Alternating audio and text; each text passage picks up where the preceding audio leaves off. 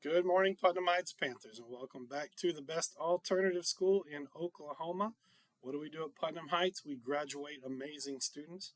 What do we believe? Our motto is I have value, my life has a purpose, I will succeed. Finally, we have one rule in our building, and it's very simple be in the right place at the right time, doing the right thing. If you'll please stand with me for the Pledge of Allegiance. I pledge allegiance to the flag of the United States of America and to the republic for which it stands, one nation under God, indivisible, with liberty and justice for all. And now for a moment of silence.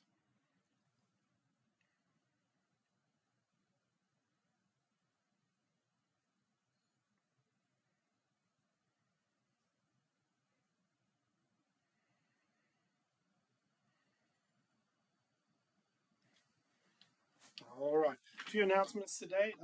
Ron Clark house meetings are this week, so we do have our house meetings on Friday. This Friday, the topic of discussion will be starting to get ready for our end of the year celebration, our end of the year competition. And what are we doing at the end of the year? Boat races. Yes, we will be doing boat races as our final competition of the year. We're hoping that all students will participate in our boat races, and there will be more details to come. But wrap your brain around that. Putnam Heights Academy will be the first school in Oklahoma that I'm aware of to do boat racing at their school. So there you go. House meetings this week. Track and golf are still going on. Our golf team is getting better. Our track team is going well. And if you didn't get involved this year, we've got cross country starting at the beginning of next school year. Next week, we have ACT testing. Our juniors will be testing. Juniors, take this test seriously. This is the one that picks which college you go to if you choose to go to college. Even if you have no plans to go to college now, do well on this test next week, and it'll give you opportunities in the future if you change your mind. First person to score a 19 on their ACT test, which is not incredibly difficult. It is difficult, but it's not impossible. Steak dinner. We're doing steak dinner for whoever gets the first ACT 19. We're looking for that to happen in our building this year, and I hope that one of you pull that off. Everybody that has improvement and does well, we're going to do something special for you too. I think that's important that we do.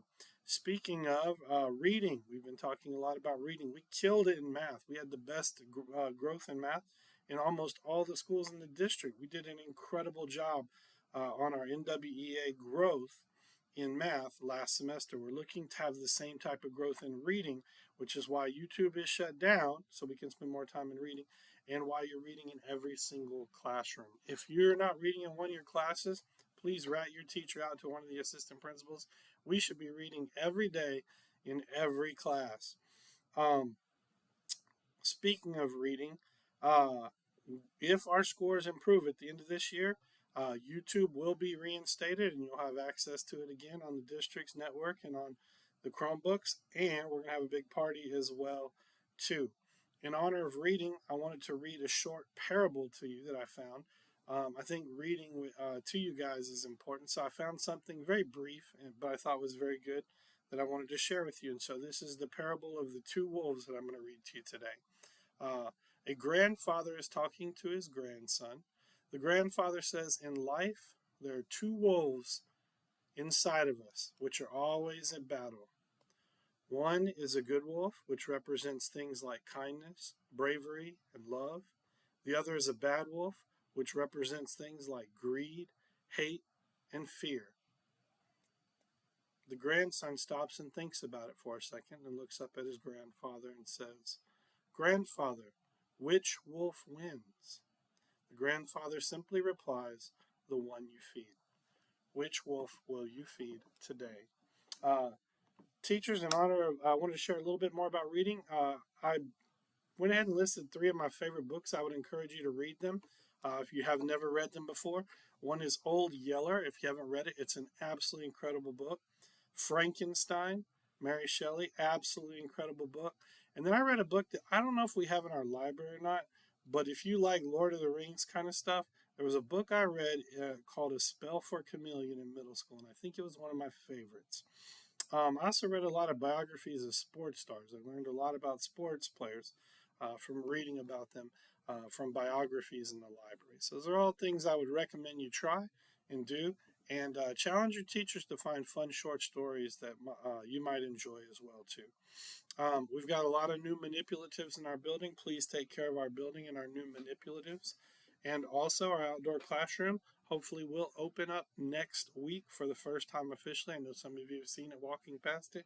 Hopefully we'll have that open for your teachers to sign up starting late next week.